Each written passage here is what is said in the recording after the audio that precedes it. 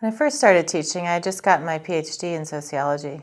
I literally prepared not at all. It was like when you go to Cub grocery store. You go around to all the aisles, and then you go through the self-checkout stand so you don't have to talk to anyone. It was just me doing a thing, and the students were just passive observers that I completely ignored.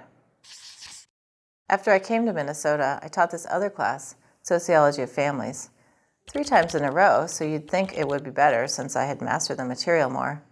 But still, when I was preparing for each class, I couldn't remember what I did the previous year, or why it had been important. It was like I was still cramming before every single lecture.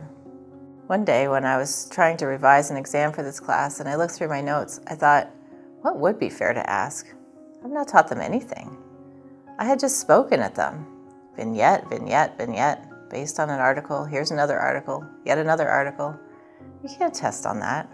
This was not a class. This was me talking. I had been so self-absorbed and struggling through the content that I couldn't see the students. It's just that I was scared.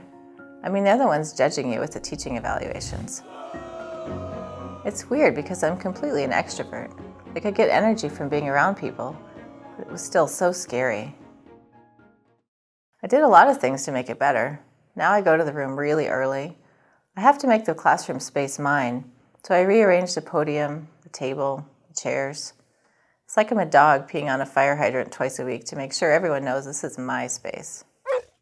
I also ended up taking a ton of teaching workshops, which helped change my teaching style. I started breaking my lecture into 10-minute chunks and then using in-class writing. Like now I might give an example from Finding Nemo and then have students write down their own examples and share them with neighbors. And since students get practice doing these kinds of things, like making up examples, and it's something I definitely covered, I can put these questions on an exam. It's a lot easier to write exams now.